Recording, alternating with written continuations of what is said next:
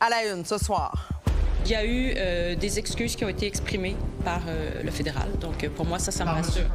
Première rencontre officielle entre Christine Fréchette et Mark Carney, marquée par un malentendu sur la clause dérogatoire. Il n'y a pas de volonté de sa part, de M. Carney, de modifier ou d'encadrer la clause dérogatoire. L'Iran annonce ouverture du détroit d'Ormuz, mais les États-Unis maintiennent le blocus. Nous demandons tous la pleine réouverture immédiate, inconditionnelle, par toutes les parties du détroit d'Ormuz. Et les crues printanières inquiètent, des municipalités se préparent au pire, dont Montréal. Ce qu'on a comme information, c'est que ça peut arriver comme les niveaux de 2017-2019. Mais vous savez, on est prêt à réagir. Il est 17h, voici votre Nouveau Info.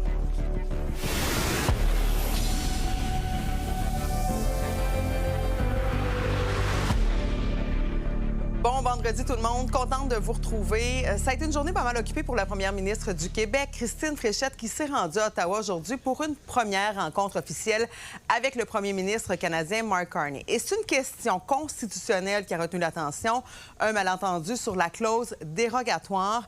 Jean-François, Christine Fréchette s'est dit rassurée, mais elle a quand même passé un message clair à Mark Carney.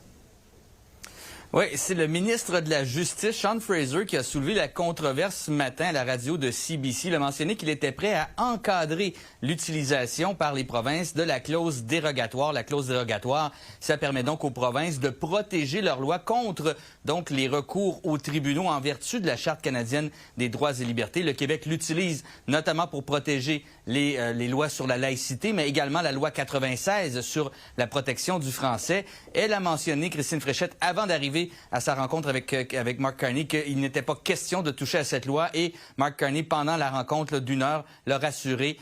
Ils se sont excusés. Ils n'ont pas l'intention de faire quoi que ce soit. Quoi qu'on le sait que le gouvernement est en ce moment en Cour suprême pour voir si vraiment les provinces peuvent utiliser cette clause dérogatoire de façon préemptive, c'est-à-dire avant même qu'il y ait des contestations. Et Mme Fréchette, elle pense bien que ça prouve d'une certaine façon aux nationalistes de son parti qu'elle a bien les valeurs de la CAQ à cœur.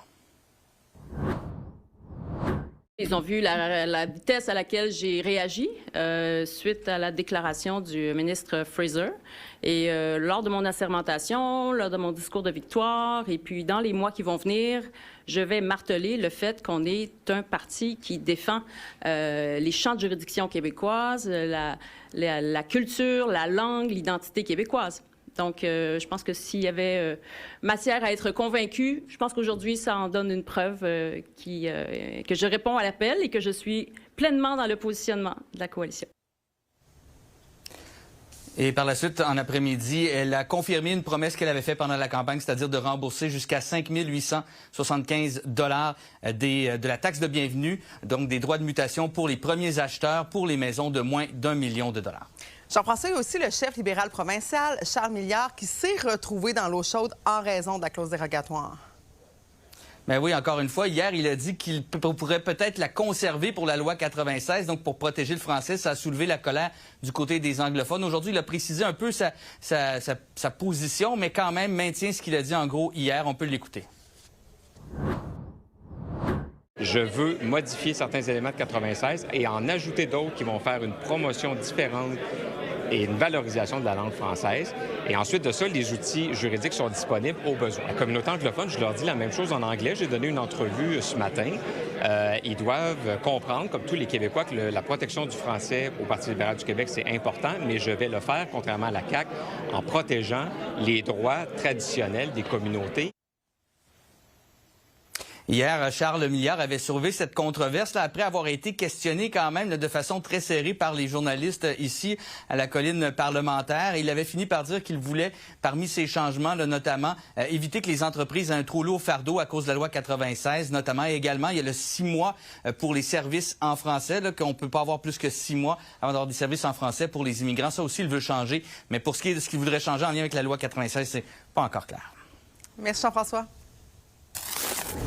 Faire un tour maintenant sur la scène internationale. Le détroit d'Ormuz, le plus important passage pour le transport du pétrole, est maintenant rouvert. Annonce faite aujourd'hui par le régime iranien qui coïncide aussi avec le début de la trêve au Liban. Mais là, Sabrina, malgré tout, Donald Trump maintient le blocus américain. Oui, voilà, donc les États-Unis qui apportent un peu un bémol à toute cette situation-là. Donc, c'est-à-dire que le blocus américain des ports iraniens, eh bien, ça demeure pour l'instant. Le président américain a dit que ça allait demeurer tant et aussi longtemps qu'il n'y aura pas un accord qui sera trouvé avec l'Iran. D'ailleurs, il pourrait y avoir peut-être une réunion entre l'Iran et les États-Unis. Ça pourrait se tenir en fin de semaine. Donald Trump qui a dit au cours des dernières minutes qu'il pourrait y avoir un accord d'ici les deux prochains jours. Mais bon, c'est pas la première fois non plus qu'il dit que ça va se régler quand même assez rapidement.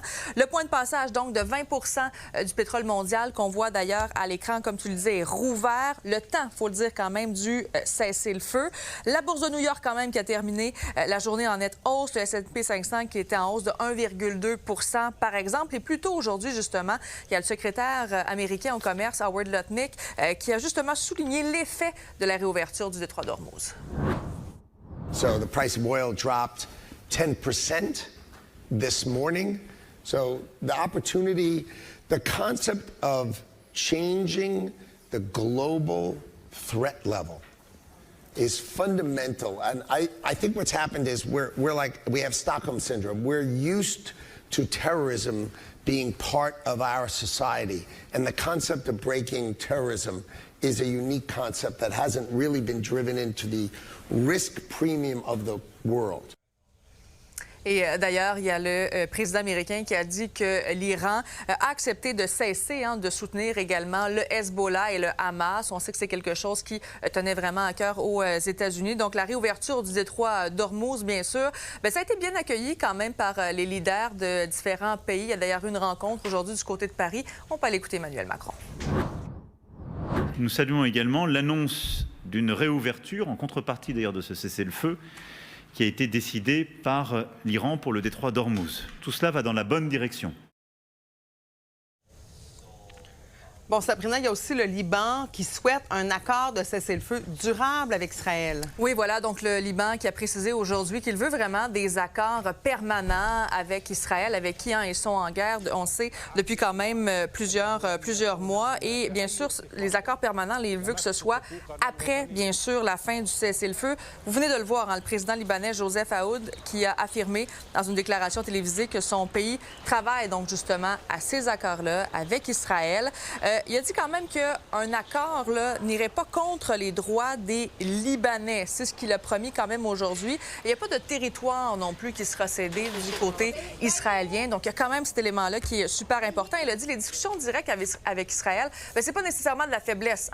Donc, on veut vraiment faire passer le message comme quoi, bien sûr, eh bien, on y va avec ces rencontres-là et qu'il y a des gens aussi qui sont contents de retourner à la maison. D'ailleurs, dans la deuxième demi-heure, on ira sur le terrain à Beyrouth avec une journaliste indépendante qui est basée là-bas, qui a parlé justement avec des Libanais qui rentrent à... Et maintenant, Sabrina, on va parler de Cuba, les différentes compagnies aériennes canadiennes qui ont repoussé à tour de rôle cette semaine la reprise de leur vol vers l'île des Antilles. Oui, c'est le cas notamment de Sunwing qui va reprendre ses activités vers cette destination soleil seulement au mois d'octobre. Eh bien là, il y a un résident de la Rive-Nord de Montréal qui a décidé d'organiser un vol nolisé humanitaire pour venir en aide à la population cubaine et je l'ai justement rencontré.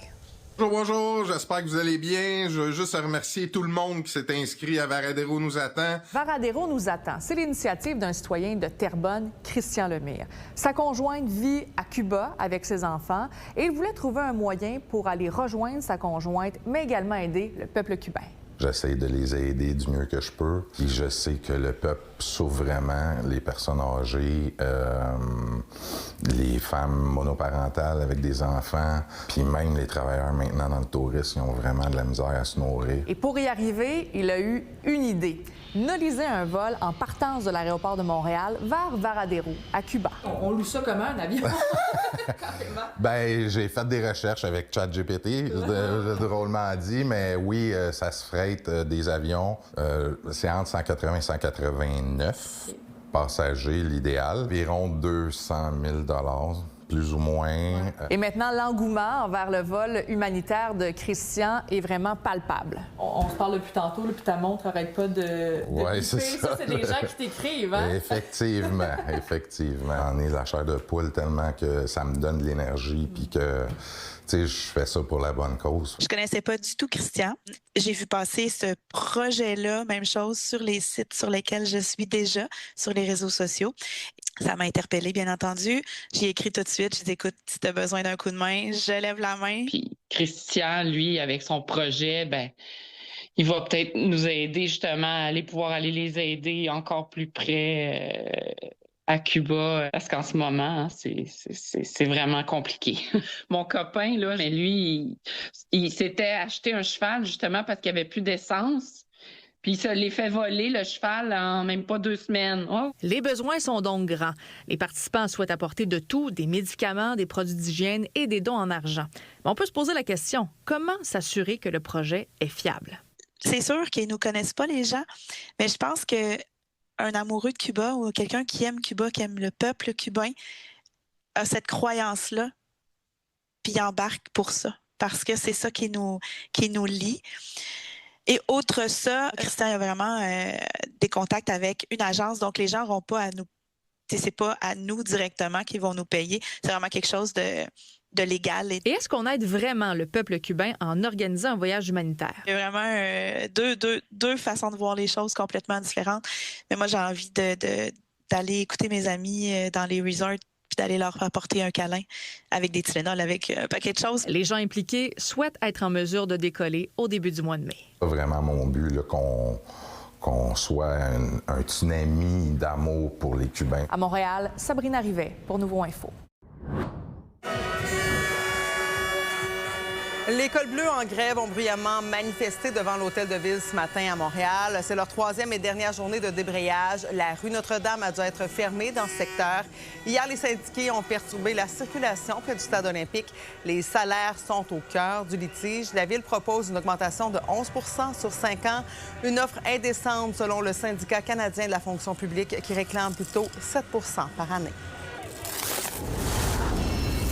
Toujours à Montréal, des centaines de boîtes de pavots à opium ont été saisies dans les derniers jours par les enquêteurs du SPVM. C'est ce que nous a appris la presse. On parle d'une saisie qu'on qualifie déjà d'historique, estimée à 2,3 millions de dollars.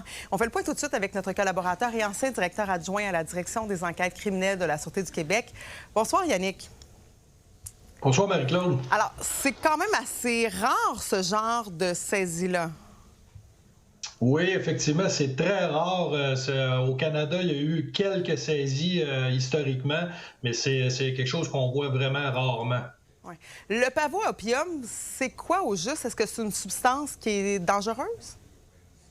Oui, en fait, c'est une substance, une plante qui permet de produire une résine qui va mener à produire de la morphine, de la codéine, puis en bout de ligne aussi de produire de l'héroïne. Donc, c'est quelque chose qui peut être très dangereux, dépendamment des quantités consommées puis du mode de consommation. Alors, c'est préoccupant. Par contre, on voit dans certains groupes culturels de la consommation plus pour des raisons médicales, des choses comme ça. Donc, on peut se questionner là, pourquoi ces substances-là étaient dans 2 entrepôts de Montréal sous forme de plantes encore. Oui, c'est d'ailleurs une information du public, finalement, qui a conduit les enquêteurs vers ces entrepôts-là. Je pense que ça ciblait d'ailleurs une épicerie. Je crois, selon l'enquête, effectivement, que c'est à l'origine, il y avait un produit, une poudre là, qui était en vente dans une épicerie qui serait à l'origine de cette enquête-là. Mais effectivement, on va en apprendre là, davantage dans les prochaines semaines là, sur les motifs de l'enquête exacte. Oui. Tu parlais de façon différente de consommer cette drogue-là. Finalement, est-ce qu'il y a une clientèle en particulier? Ça semblait assez facile à se procurer, finalement. Mais aujourd'hui, on voit moins l'utilisation de ce type de drogue-là comme l'héroïne parce qu'il y a eu une prolifération dans les dernières années de ce qu'on appelle les opioïdes de synthèse. Donc, c'est des pilules, c'est des produits chimiques qui sont produits, qui donnent des effets similaires. Alors, on a vu une réduction de la consommation d'héroïne sur le marché des stupéfiants, mais une augmentation des opioïdes de synthèse. Alors, c'est pour ça qu'à Montréal, de trouver ces quantités-là en forme de plantes, on peut peut-être penser à des utilisations différentes, peut-être certains groupes culturels qui ont des pratiques peut-être ancestrales à ce niveau-là. Alors, la question se pose. Penses-tu, Yannick, tu as été au cœur d'enquête. Est-ce que tu penses qu'on pourrait en revoir davantage, malheureusement, sur le marché, ce genre de plantes-là? Bien, je trouverais ça étonnant parce que, comme je vous dis, les marchés sont tellement inondés, autant de substances comme la cocaïne ou les opioïdes de synthèse, comme j'en parlais, que ce soit le fentanyl ou le carfentanyl. Dans les réseaux de distribution de drogues illicites, c'est pas quelque chose qui est commun, là. Donc, je suis pas sûr qu'on va voir une prolifération de ça. Ça va rester, je pense, anecdotique. Merci beaucoup, Yannick. Bon week-end. Merci, bonne soirée. À la prochaine. On change complètement de sujet. Les températures sont en montagne russe au Québec depuis le début du printemps. Cette semaine, par exemple, ça a commencé avec un début de semaine frais, pluvieux. Et là, demain, on parle de température estivale. Alex, pas toujours facile à gérer, là, je pense, quand on veut habiller nos enfants, entre autres, pour aller à l'école. Mais là, ces fluctuations-là, c'est quand même bénéfique pour la nature. Mais oui, ça aide la nature à se réveiller. Par exemple, la sève commence à monter dans les arbres. C'est parfait pour la saison des sucres. Ça permet aussi aux bourgeons de se pointer le bout du nez. Ça a déjà commencé, d'ailleurs, sur le sud du Québec. Donc, même si on aimerait ça, là, des 20 degrés durables déjà, il faut passer par ces fluctuations-là, par les derniers gels au sol, pour avoir une végétation parfaite pour l'été. Justement, c'est quoi l'impact du gel au sol sur la nature à ce moment-ci de l'année? Bien, c'est la beauté de la nature. Hein? Elle est faite pour résister. Par exemple, pour les bourgeons, une fois qu'ils sont sortis, bien, ils sont là pour rester. Donc, ils tombent pas, ils meurent pas à cause du froid. Il faut comprendre que le débourrement des feuilles, donc la sortie des bourgeons, c'est un processus qui est déclenché par l'accumulation de la chaleur. On appelle ça les degrés-jours de croissance, une mesure qui est primordiale en agriculture. En gros, plus on a de journées au-dessus d'un certain seuil, qui est souvent 5 degrés au Québec, bien, plus les arbres vont s'activer. Chaque arbre, chaque plante a besoin d'un total précis de degrés-jours pour atteindre les différentes étapes. Donc, on parle des bourgeons, les fleurs, les fruits. Il faut aussi dire que la nature s'adapte au climat. Hein? Et les arbres du Québec qui en ont vu en masse des cycles de gel et dégel. Donc, le froid, c'est pas nécessairement un problème. Le bourgeon va juste se mettre sur pause si on veut. Et on peut vivre des gels au sol jusqu'à la fin avril, voire début mai à Montréal. Ça s'étire jusqu'à la fin mai, début juin dans certaines régions. Donc, là où ça devient problématique, c'est quand on vit un gel tardif, quand les bourgeons ont déjà éclos. Ouais. Donc, lorsque les feuilles ou les fleurs sont sorties, c'est plus compliqué. Exactement. Un gel tardif peut arrêter la croissance des feuilles, des fleurs, même les détruire parce que les feuilles et les fleurs sont gorgées d'eau. Donc, si l'eau gèle, bien, ça va se cristalliser, briser les cellules de la feuille et elle va finir par tomber.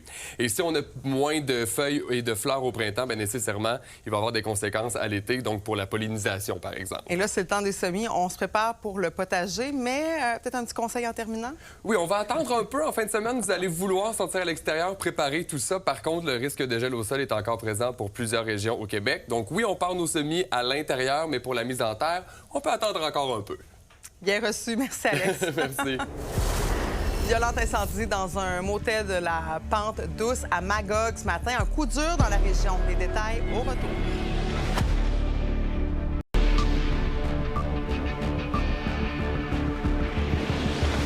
On va aller voir ensemble maintenant ce qui retient l'attention ailleurs au Québec avec Louis-Mathieu au Saguenay-Lac-Saint-Jean, Samuel en Mauricie, mais d'abord Marc-Antoine en Estrie.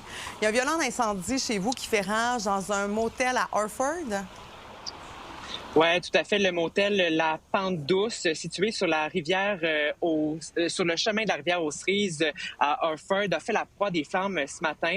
Vers 6h30, les pompiers ont été appelés à intervenir après qu'un citoyen ait appelé pour dire qu'il y avait justement présence de flammes et de fumée. Et nous, quelques heures plus tard, quand nous sommes arrivés sur les lieux, il y avait toujours des flammes, plusieurs camions de pompiers également. On parle d'une quarantaine de pompiers qui étaient présents pour combattre le feu. Et en plus des pompiers du service de sécurité incendie de la ville de Magog, il y avait une équipe de Sherbrooke pour les soutenir. Aucune personne n'a été blessée, Marie-Claude, selon les autorités. Et même si l'incendie n'était pas encore maîtrisé en fin de matinée, il n'y avait pas de risque de propagation, a précisé le directeur du service de sécurité incendie de la ville de Magog. Je vous dirais, quand on est arrivé sur place, le feu avait déjà une bonne longueur d'avance sur nous. Donc, évidemment, là, derrière moi, le feu est toujours pas maîtrisé. Notre attaque est en mode défensif, c'est-à-dire qu'on évite de rentrer au maximum le personnel à l'intérieur pour éviter des accidents. On combat l'incendie de l'extérieur et ça, bien évidemment, ça complique les choses. Et oui, il y a eu de la propagation rapide là, au niveau de l'entretoit. Là, il n'y a aucune résidence qui a été évacuée malgré le panache de fumée. Sur place, nous avons rencontré la propriétaire du motel qui n'a pas voulu commenter. Une enquête est présentement en cours, Marie-Claude, pour déterminer les causes de cet incendie. Merci beaucoup. Samuel, maintenant, s'il y a plus de logements disponibles en Mauricie, il y en a très peu qui sont abordables.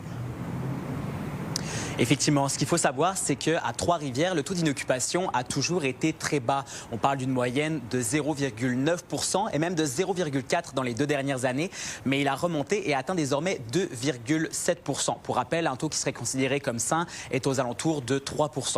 Il y a donc désormais plus de logements locatifs. Mais ça, par contre, ça ne veut pas dire grand-chose parce qu'en réalité, c'est censé stabiliser l'offre et la demande et donc stabiliser les loyers. Mais la plupart de ces logements sont construits dans des bâtiments neufs et donc sont destinés à un public plus aisé avec des loyers plus importants. Donc au final, cela ne change pas grand-chose pour les personnes avec des moyens plus modestes, comme l'explique Véronique Laflamme, porte-parole du Frappru. Pour sortir de la pénurie de logements, les gouvernements ont misé sur l'offre, mais sans égard au prix des loyers. Donc, si on ne construit que des logements privés trop chers, c'est sûr que le loyer moyen va continuer d'augmenter et c'est vraiment ce qu'on constate en une déconnexion là, du marché avec les besoins des locataires. On observe malgré tout une baisse dans les listes d'attente. Donc, en 2025, en avril, environ 480 ménages attendaient un logement social contre 393 cette année à la même date. Pas évident. Merci beaucoup, Samuel. Et Louis-Mathieu, maintenant, le maire de Saguenay, a trouvé un moyen pour récompenser les citoyens qui font une différence chez vous. Exactement, Luc Boivin qui a trouvé une manière un peu hors du commun pour remercier ces gens qui auront marqué l'histoire de la ville de Saguenay. Il propose d'offrir des jetons, les jetons du maire qu'il les appelle en guise de reconnaissance. Au total, c'est 1800 jetons qui ont été produits pour le mandat de 4 ans. 300 ont été offerts au maire Luc Boivin. Ensuite, 100 autres à chaque conseiller municipal. Mon collègue Étienne Ouellette est allé à la rencontre du maire aujourd'hui. Il a pu lui expliquer sa pensée derrière ce geste symbolique. Écoute, on a plein de gens dans la ville. On a de 37 000 bénévoles qui se démarquent, qui font avancer notre ville. On a des athlètes, des gens au niveau des arts qui font rayonner notre ville partout. On peut faire signer le livre d'or de la ville, mais au-delà de ça, je voulais donner quelque chose de modeste quand même, mais qui est significatif pour remercier les gens qui aident notre ville à faire rayonner. Avant ça, on donnait une tasse, un jeu de cartes. Puis je trouve que c'est pas digne de ceux qui contribuent, mais il faut le faire de manière modeste. C'est un coût d'à peu près 8 $, par cogne. Les prochaines personnes à recevoir cette distinction sont les membres de l'équipe féminine du club de curling de Kédongabi. Ceux-ci ont brillé au dernier championnat canadien de curling. Ils recevront donc leur jeton avec le pont de Jonquière qui représente la circonscription. Félicitations aux athlètes. Merci beaucoup, Louis-Mathieu.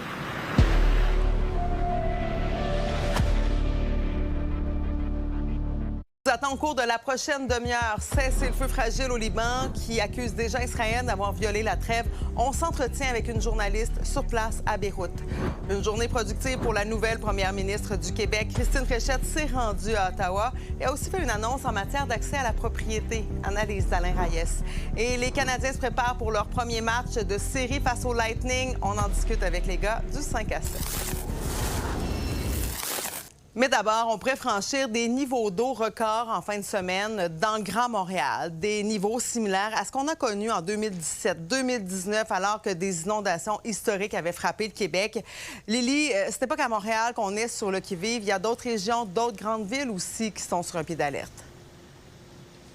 Oui, les Laurentides, la Naudière, la Capitale-Nationale, la Mauricie et l'Outaouais sont surveillés de près par la sécurité publique. Je rappelle qu'en 2019, les crues printanières avaient amené environ 100 mm de pluie de plus qu'à l'habitude. Et là, les villes se préparent. Vous voyez derrière moi, il y a une pompe ici, tout près de la rivière des Prairies. On est dans Pierrefonds-Roxboro. C'est à l'œuvre, ça travaille fort parce que le niveau de l'eau de la rivière des Prairies est extrêmement élevé. On bouge pas là. On attend que l'eau monte. S'il monte, j'espère que non. À Pierrefonds-Roxboro, la Ville de Montréal a installé toutes sortes d'équipements pour se protéger en vue de la hausse du niveau de l'eau projetée cette fin de semaine. Les riverains, eux, se préparent comme ils le peuvent. Ça, il y a à peu près 8 pieds de plus que le mois de juillet. Est-ce que vous avez déjà été inondé par le passé? Oui, 2017, 2019. Il annonce la pluie dimanche. Est-ce que vous êtes inquiet? Un peu. C'est normal.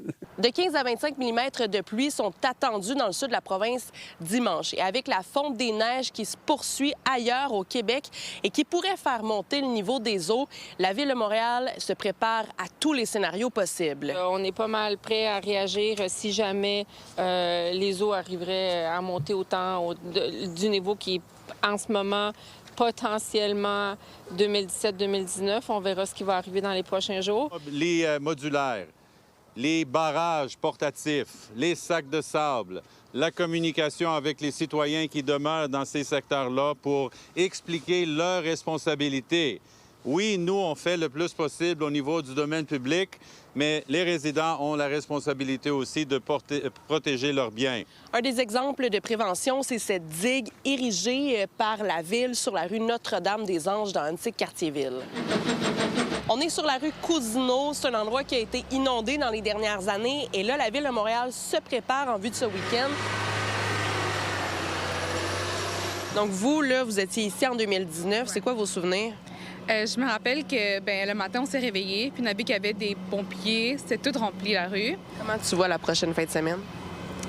En train de stresser, en train d'essayer de trouver quelque part où on peut habiter, où on peut ramener ma grand-mère, où on peut, en train de travailler, tout monter, tout ce qui est en bas. À chaque année, c'est vraiment un enjeu qui se présente et qui inquiète l'ensemble des citoyens. L'avantage de la Ville, c'est de s'être doté de nouvelles technologies au fil des années. On a investi à peu près 1,5 million pour acheter 3 types de barrages modulaires en plastique qui remplacent des centaines de milliers de sacs de sable. Le focus actuellement est sur les régions qui sont au nord du fleuve Saint-Laurent, entre la rivière des Outaouais jusqu'à la région de la Capitale-Nationale. Donc, les régions de l'Outaouais, Laurentides, la Naudière, la Mauricie et la région de Québec. À Montréal, Élie Mercure, pour Nouveau Info.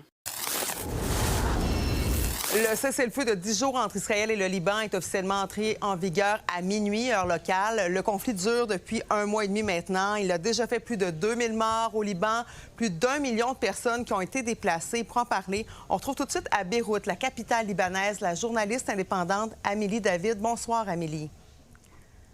Bonsoir. Amélie, comment ça se passe sur le terrain? Est-ce qu'on ressent déjà l'impact de la trêve? Effectivement, déjà, dès hier soir, dès minuit, en fait, des coups de feu pour célébrer, de célébration ont retenti à travers la capitale. Ils provenaient majoritairement de la banlieue sud. Les gens étaient en train de célébrer ce cessez-le-feu. Et puis, dès l'annonce de ce cessez-le-feu aussi, des déplacés ont pris les routes, notamment pour rentrer chez eux vers le sud, mais aussi vers l'est dans la Beka. Je me suis rendue aussi dans le sud au cours de la journée et il y avait vraiment beaucoup de circulation sur les principaux axes routiers, des gens qui attendaient vraiment beaucoup de rentrer chez eux, de pouvoir retrouver leur village. Malheureusement, pour beaucoup, leur maison est en ruine. Ils ont tout perdu au cours de cette guerre de cette dernière escalade dans cette guerre meurtrière de 46 jours. Et donc, pour eux, en tout cas, il était essentiel de reprendre la route, d'essayer de retourner dans leur village, même si c'est encore un peu compliqué, puisque beaucoup de routes ont été endommagées, beaucoup de ponts qui reliaient le sud vers le nord ont été endommagés. Le dernier pont qui restait a été bombardé une nouvelle fois par l'armée israélienne hier, ce qui pourrait constituer d'ailleurs un crime de guerre, selon l'organisation Human Rights Watch. Et ce pont-là a été réouvert en partie dès le matin par l'armée libanaise. Et donc, des milliers de personnes ont pu rejoindre leur village, leur ville, pour savourer ce moment de cessez-le-feu. Mais ce n'est pas un moment 100% de joie, en fait. Il y a toujours de la peur, hein, puisque l'armée israélienne reste positionnée dans le sud du Liban. Les affrontements au sol entre l'armée israélienne et le Hezbollah sont toujours d'actualité. Et l'armée israélienne continue de constituer une menace pour la majorité des habitants qui souhaitent retrouver leur village. Parce que déjà, ce matin, on parlait de violations qui étaient déjà dénoncées après seulement quelques heures du cessez-le-feu. Alors, comment ça se passe présentement sur le terrain? Effectivement, des violations qui ont été dénoncées par l'armée libanaise elle-même dans un communiqué au cours de la nuit. Il y a eu plusieurs frappes, plusieurs bombardements et en cette fin de journée, il y a eu de nouveaux morts dans une frappe de drone dans le sud du Liban. Et juste avant, dès l'entrée en vigueur du cessez-le-feu à minuit, il y a eu des bombardements massifs dans le sud du Liban, notamment dans la ville de Tyr, avec plusieurs bâtiments qui ont été réduits en cendres par l'armée israélienne.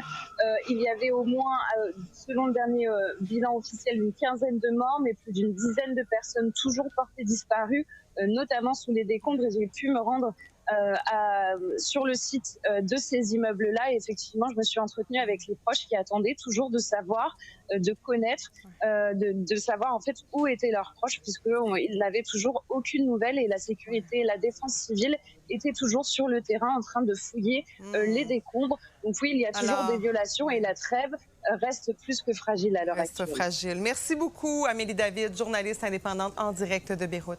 Au plaisir. Merci à vous.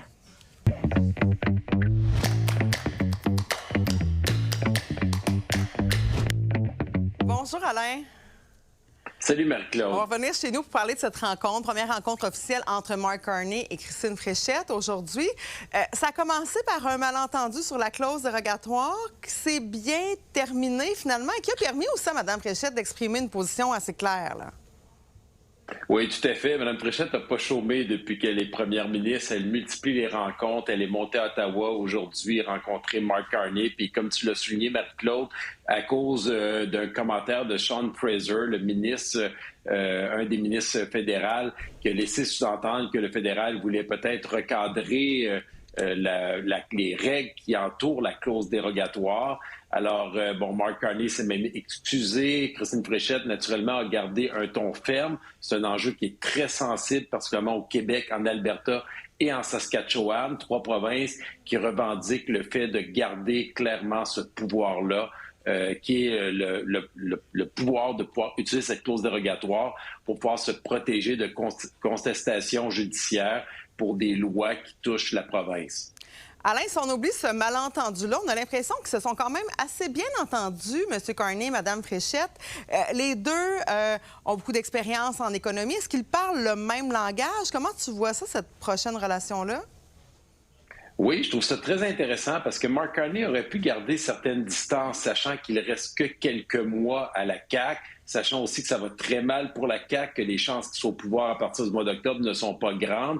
Mais Mark Carney respecte les provinces, on le sent. Il respecte la première ministre qui est en poste. Il parle, comme tu l'as souligné, le même langage chez deux personnes qui sont très près de l'économie.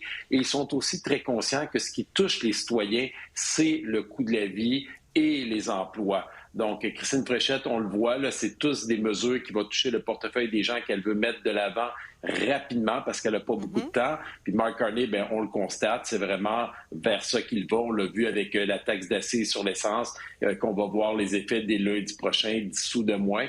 Donc, on voit qu'ils parlent les mêmes choses, ils ont l'air de bien s'entendre. C'est bon signe, en tout cas, pour Christine Fréchette, qui tente de se donner un élan et de remonter la CAQ dans les sondages. Et justement, première annonce en matière d'accès à la propriété. Est-ce que ça, c'est quelque chose qui va pouvoir donner peut-être cet élan-là à Mme Fréchette et à la CAQ?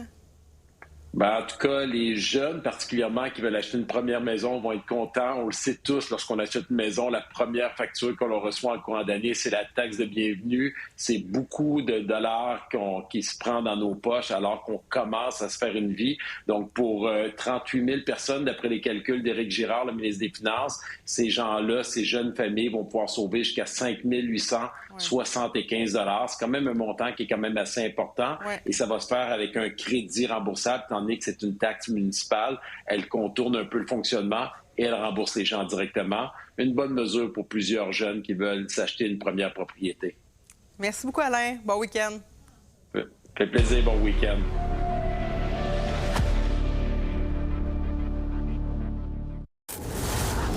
En santé maintenant, le CHU Sainte-Justine à Montréal est reconnu pour son excellence en pédiatrie. Mais l'hôpital offre aussi des soins de santé généraux pour les femmes. Notre équipe a un rare accès à la clinique gynécologie complexe. C'est là qu'on traite, entre autres, les cas d'endométriose, une maladie extrêmement douloureuse, invalidante, qui touche quand même une femme sur 10. Marie Cassimard. J'ai eu des réponses comme c'est normal, t'es une femme, retourne chez toi prendre des Advil. J'ai eu des réponses comme tu devrais faire un autre enfant, si tu retombes enceinte, ça va régler ton problème. Des douleurs aux jambes, des douleurs au dos. Oui. J'ai eu des symptômes digestifs qui se sont ajoutés avec ça. On a un peu associé ça à autre chose. Et avec le temps, finalement, je me suis rendu compte que ça tournait toujours au même moment. C'est ça. Et là, quand tu t'es aperçue de ça, tu t'étais rendue à quel âge? 23 ans. Avant d'être suivie à Sainte-Justine, Stéphanie a été suivie par son médecin de famille et 2 autres gynécologues dans des cliniques spécialisées. J'ai envoyé ma requête en juin. On m'a appelée en octobre. Puis j'ai vu Dr Benoît Dubé au mois de novembre. Est-ce que c'est un parcours qui est classique dans l'endométriose ou là, on a affaire à un cas plutôt d'exception? C'est un parcours quand même assez classique. Le moment qu'une femme commence à avoir ses symptômes jusqu'au moment qu'elle va avoir son diagnostic, c'est 7 ans. OK? Ce qui est quand même assez, fou. Hein? Il y a beaucoup de personnes qui sont un peu dans ce même vide où ils ont l'impression de ne pas être écoutés, ils ont l'impression de ne pas avoir de diagnostic ou de ne pas être pris en charge. On sait qu'on va pas bien, on sait qu'on a mal, mais on finit par se remettre en question puis se dire, coudonc, est-ce que j'exagère? Est-ce que c'est moi qui est faible? Chaque patiente qui débarque ici, qui arrive avec son histoire, avec son passé, vous, c'est ça que vous recevez dans votre bureau? Ce que j'aime beaucoup de Stéphanie, c'est qu'elle est patiente puis elle est très ouverte à m'écouter parler. Elle comprend quand je dis qu'il n'y a pas de médicaments miracles puis on va passer à travers ça ensemble. Puis on n'est pas encore rendu où qu'on veut être, mais petit à petit, on va s'y rendre. Donc, il t'a proposé des solutions, d'autres solutions? Ouais. On a parlé du dépolupron, on a parlé d'un médicament qui s'appelle Orilissa. Puis le dernier auquel on a fait référence, c'est le Mifembri. Ça, c'est un suppresseur d'hormones, mais il y a un ajout d'œstrogène et de progestérone dedans pour venir essayer de contrer les effets. Et je l'ai amené aujourd'hui parce qu'il va être fier de moi que je l'ai commencé.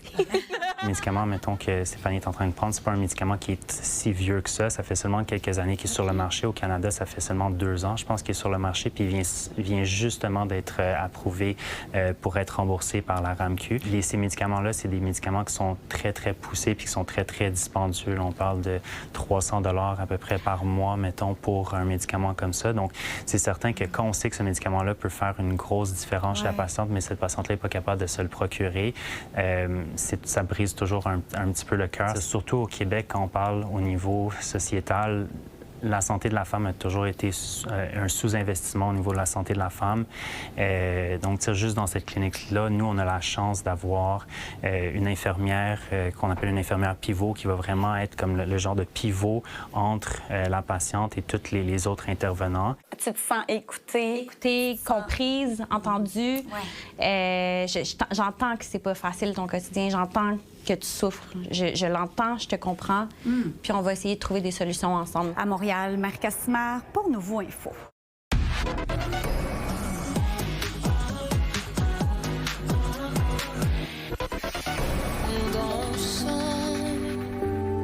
Quand le monde vacille sur un pas, sur un fil.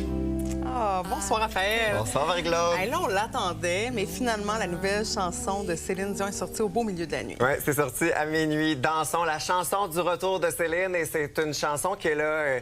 c'est Jean-Jacques Goldman qui a fait cette chanson-là. Le même qui a fait son album 2, l'album francophone le plus vendu de tous les temps. Bien là, une autre collaboration. Ils se sont réunis sur Dansons, chanson qui a été écrite en 2020, qui a été enregistrée cette année. Et là, vous voyez des images parce que c'est venu aussi avec un vidéoclip qui a été tourné à Paris. Donc, Dansons, Céline est de retour. Et il n'y a pas que Céline, d'ailleurs, qui fait un retour en chanson.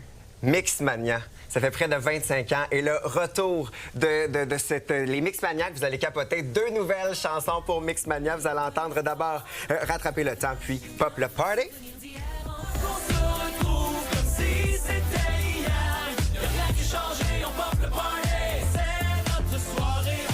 ça va venir aussi avec une tournée de festival cet été. Je vous invite à consulter le nouveaumois.ca. Pourquoi? Parce que j'ai rencontré les candidats de Mixmania de 25 ans. Ça fait 25 ans, ça en est passé des affaires. Que sont-ils devenus? Bien, vous le saurez. Et autre nouveauté musicale, cette fois d'Olivia Rodrigo. Drop Dead, et ça va se retrouver sur son nouvel album. Il y a un vidéoclip aussi qui a été tourné au Château de Versailles. Ça donne le ton à ce prochain album.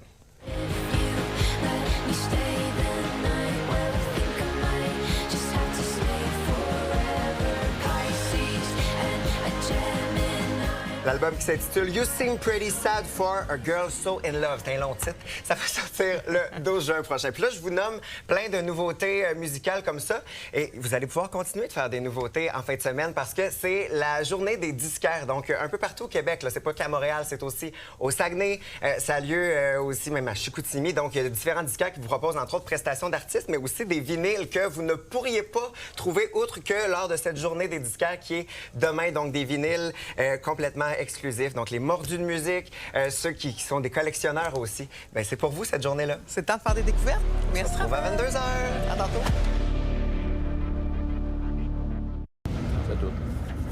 Bonsoir Yannick, bonsoir Frédéric. Bonsoir Marie-Claude. Bien sûr, ce qui retient l'attention en fin de semaine, c'est le début de la série entre le Canadien et le Lightning. Alors, on vous le rappelle, ça débute dimanche. Le premier match, c'est du côté de Tampa Bay, 17h45. C'est une heure assez particulière, mais c'est là que sera disputé le premier match. Le deuxième également est à Tampa avant qu'on revienne du côté de Montréal. Les joueurs se sont entraînés chez le Canadien un petit peu plus tôt aujourd'hui à Brossard. Alors donc, il y avait quand même encore beaucoup de plaisir, on le voyait lors de l'entraînement. À noter que le deuxième trio, Martin Saint-Louis a décidé de regrouper Texier, Newhook et Demidov. Brandon Gallagher est un des joueurs utilisés en surplus, ce qui laisse présager que peut-être qu'il ne jouera pas ce premier match. Mais la bonne nouvelle de la journée, bien, elle nous vient du côté de Nick Suzuki parce qu'on a eu la confirmation que la raison pour laquelle il a raté l'entraînement hier, c'était parce que sa copine Caitlin accouchait. Donc, ils sont maintenant les parents d'une petite fille. Et Martin Saint-Louis a été questionné sur le fait de devenir parent pour une toute première fois. Écoute bien son commentaire à ce sujet. Bien, c'est le plus beau moment de ta vie, je pense, d'avoir ton premier enfant. T'sais, fait que c'est sûr, ça change le quotidien, ça change tout, mais ça l'amène une responsabilité, une raison de vivre à part du hockey. Oui, c'est vrai, peut-être une petite coche au-dessus quand même. Hey, d'ailleurs, nous aussi, la fièvre des séries atteint notre équipe. On regarde notre collègue Catherine qui a préparé ce magnifique gâteau. Wow. Je sais même si Yannick, tu avais goûté? Oui, il était excellent. Ouais, on est chanceux. Vraiment, Catherine, merci beaucoup. Là, il était magnifique, mais il était surtout très bon, très sucré. On est prêt pour les séries. Ouais. Ça prend de l'énergie. Ouais, oui. Et on surveille aussi ce soir la Victoire qui joue un dernier match à domicile, un match important. Oui, à la Place Belle. Et c'est un match important pour conserver le premier rang du classement de la LPHF. Le Fleet de Boston est en visite. La semaine dernière, du côté de Boston, devant une salle comble, la Victoire de Montréal l'avait emporté 1-0. La troupe de Corey Chevry qui voudra poursuivre sur cette lancée et consolider donc cette première place au classement dans la Ligue professionnelle de hockey féminin. On parle également du CF Montréal, évidemment, parce qu'ils se préparent à jouer en fin de semaine le tout premier match avec leur nouvel entraîneur, Philippe Eulafroy, qui est venu en relève à Marco Donadel, qui était congédié un petit peu plus tôt cette semaine. Après 7 matchs, le CFM occupe le dernier rang du classement général. Une seule victoire. Et là, les adversaires demain, ce sont les Red Bulls. Eux ont un dossier de 3 victoires, 2 revers, 2 verdicts nuls. Donc, tous au stade, ça vaut la peine. Et il y a également le match d'ouverture local du FC Supra du Québec qui accueille au Sepsum l'Atlético d'Ottawa. Et tennis maintenant, au tournoi de Stuttgart, Leila Annie Fernandez qui a livré quand même toute une bataille à la grande favorite. Oui, ça vient de se terminer il y a quelques minutes à peine. Malheureusement, elle a perdu contre Elena Rybakina, qui était la première tête de série de ce tournoi, deuxième joueuse au monde.